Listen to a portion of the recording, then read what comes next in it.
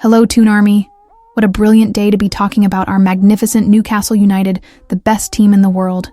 Right then, lads and lasses, I've got some proper transfer news to sink our teeth into today, and I know it's going to get everyone talking.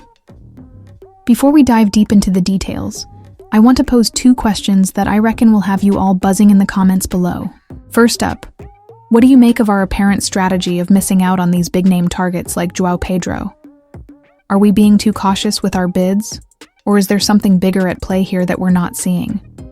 And secondly, with Paul Mitchell leaving the club right at the start of what should be our most important transfer window, do you think his departure is affecting our ability to get deals over the line?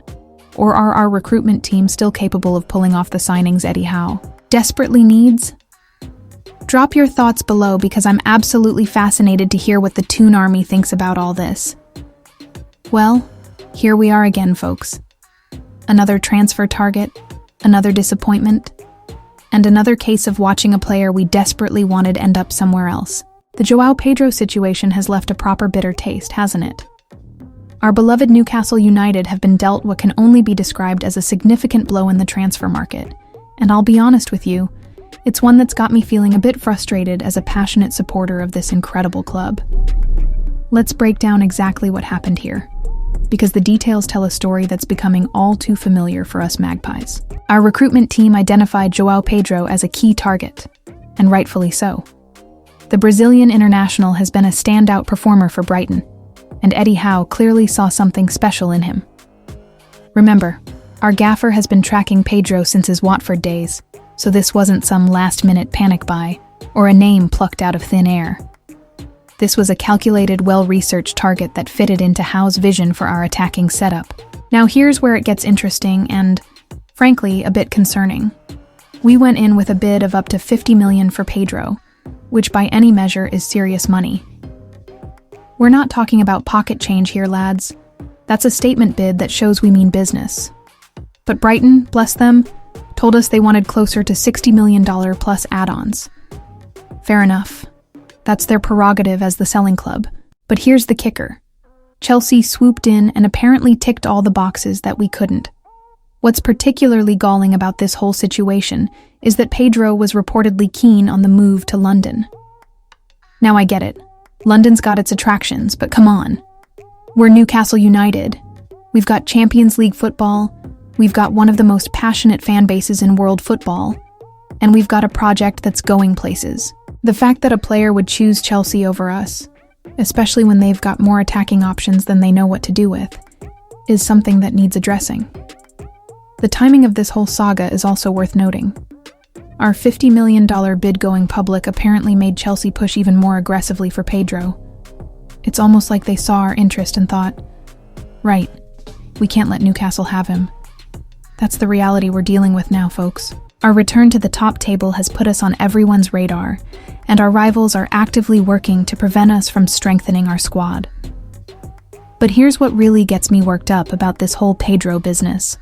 This is the second major blow of the transfer window after we were apparently priced out of Brian Mbeumo's wage demands, with him ending up at Manchester United instead. That's two attacking players, two key targets, and two disappointments in quick succession. When you add in the fact that we've also struggled to agree a fee for Anthony Elanga and James Trafford, a pattern starts to emerge that's frankly concerning. The fans' reactions in the comments sections of various articles tell the story perfectly. There's frustration, there's disappointment, but there's also this growing sense that something isn't quite right with our transfer approach. Are we being too cautious? Are we not moving quickly enough? Or are we simply being outmuscled by clubs with deeper pockets and more immediate appeal? Paul Mitchell's departure adds another layer of complexity to this whole situation. Here's our sporting director leaving the club right at the start of what should be our most crucial transfer window, and he might well leave without making a single senior signing. That's not a good look, is it? Now, we're told that his exit won't affect transfers moving forward, but you've got to wonder about the timing. The Pedro situation also highlights the broader challenges we're facing in the transfer market. We're no longer the scrappy underdogs who can pick up bargains and hidden gems without competition. We're a Champions League club with serious ambitions, which means we're competing with the biggest names in football for the same players. Chelsea, Manchester City, Manchester United, Liverpool. They're all watching our moves and ready to step in when they see someone we want. What's particularly frustrating is that Pedro was apparently on a 3-man shortlist for attacking reinforcements. That means we've now lost our primary target, and we're back to the drawing board with preseason training fast approaching. Eddie Howe and his team have been working all weekend on deals, but time is ticking, and the pressure is mounting. The financial aspect of this whole saga is also worth examining. We offered $50 million, Brighton wanted $60 million plus add-ons, and Chelsea got their man. Are we being too rigid in our valuations? Are we missing out on players because we won't pay that extra $10 million? In today's market, that difference might be the margin between success and failure. Looking ahead, we're told that July remains a key month for both incoming and outgoing business. The club chiefs apparently remain optimistic about striking deals, but the fans are starting to lose patience. Every day that passes without a significant signing is another day that our rivals are strengthening their squads while we're left scrambling. The Pedro situation might actually be a blessing in disguise, though. Some fans have pointed out that his goal record from open play wasn't exactly spectacular, and there were questions about his attitude and whether he'd fit into Eddie Howe's system. Maybe we've dodged a bullet here, but it's hard to shake the feeling that we're losing out on too many targets for it to be coincidental. What we need now is decisive action. We need to identify our next targets, move quickly, and show that we're not going to be pushed around in the transfer market. The Toon Army deserves better than this constant cycle of speculation followed by disappointment. Would you like me to continue with part 2, covering the detailed analysis of what this means for our transfer strategy and the broader implications for the club moving forward? Tentar novamente F. Continue. Editar Part 2. The bigger picture. What this transfer setback really means for Newcastle United. Right then, let's dig deeper into what this whole Joao Pedro situation really tells us about where we stand as a football club. Because there's so much more to unpack here than just missing out on one player. This transfer saga has exposed some uncomfortable truths about our current position in the football hierarchy, and as passionate Newcastle United supporters, we need to face these realities head-on. The most concerning aspect of this entire episode isn't just that we lost Pedro to Chelsea, it's the pattern that's emerging. We're now seeing a troubling trend where our carefully identified targets are consistently choosing other destinations over St. James's Park. Liam Delap picked Chelsea over us earlier this summer, Tosin Darabioyo did the same last year, and now Pedro has followed suit. That's 3 players in quick succession who've essentially told us, thanks but no thanks, in favor of Stamford Bridge. As much as it pains me to say it, that's a pattern we can't ignore. What's particularly frustrating is that Chelsea aren't even offering these players guaranteed first-team football. They've got a squad so bloated with attacking talent that they could probably field 2 separate Premier League teams and still have players left over. Yet somehow, they're still more attractive to these targets than we are. That tells us something significant about how we're perceived in the current market, and it's not entirely flattering. The financial side of this saga raises some serious questions about our transfer strategy. We're told we're the richest club in the world with our Saudi-backed ownership, yet we're seemingly being outbid or outmaneuvered by clubs that should theoretically have less spending power than us. Chelsea have been throwing money around like confetti for the past few years, accumulating players and handing out massive contracts, while we appear to be operating with a much more cautious approach. Now, I'm not saying we should be reckless with our spending. Far from it. The financial fair play regulations are real, and we've seen what happens to clubs that ignore them. But there's a difference between being financially responsible and being so conservative that you miss out on key targets repeatedly. When Brighton are asking for $60 million plus add-ons for Pedro, and we're offering $50 million, that $10 million difference might seem small in the grand scheme of things, but it's proving to be the difference between success and failure in the transfer market. The timing of Paul Mitchell's departure cannot be overlooked in all of this. Here we are, facing our most crucial transfer window since the takeover, and our sporting director is walking away right at the beginning of it.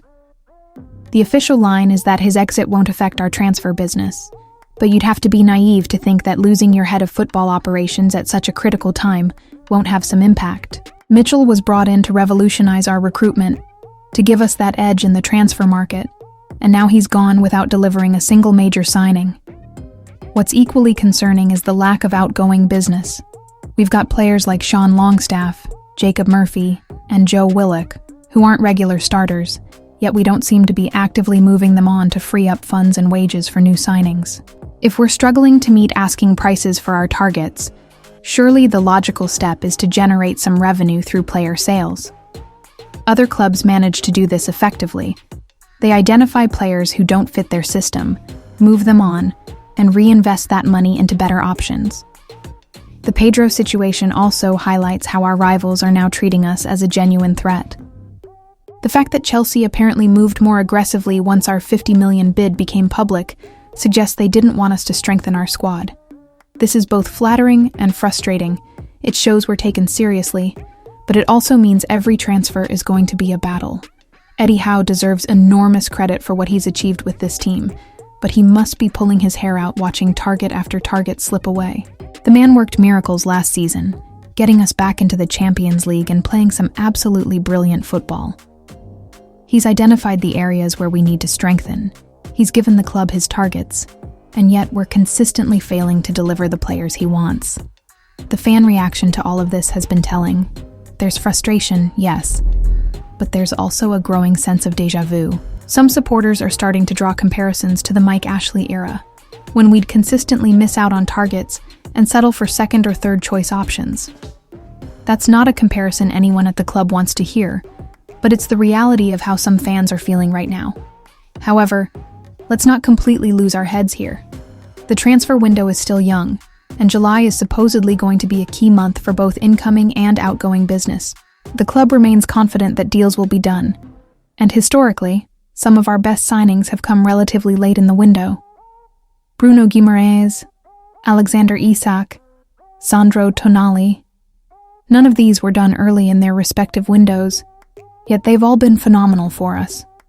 Perhaps the Pedro situation is actually a blessing in disguise. Some of the more level-headed voices in our fan base have pointed out that his goal record from open play wasn't spectacular, and there were question marks about his attitude and whether he'd have been content playing second fiddle to Isak. Maybe we've avoided a potentially problematic signing, and the club's recruitment team knows something we don't. What we need now is for the ownership and the recruitment team to show some real ambition and decisiveness. We can't keep having these emergency meetings every time a target slips away. We need to identify our priorities, move quickly, and show these players and their agents that Newcastle United means business. We've got Champions League football to offer. We've got one of the most passionate fan bases in world football. And we've got a genuine project that's going places. The next few weeks are absolutely crucial for this club. We need to get some significant signings over the line. We need to show our rivals that we won't be bullied in the transfer market. And we need to give Eddie Howe the tools he needs to take this team to the next level. The Pedro setback stings, no doubt about it. But it's how we respond that will define our summer and potentially our season. We're Newcastle United. We're the best team in the world. And we don't give up easily. The Toon Army has seen this club through much darker times than a frustrating transfer window. And we'll see it through this as well. But make no mistake, the pressure is on now, and the club needs to deliver. Well, that's all from St. James's Park for today, lads and lasses. Keep supporting the best team in the world, and I'll be back with more updates soon. Here's hoping the next time we chat, it's about celebrating some proper signings rather than lamenting the ones that got away. Away the lads!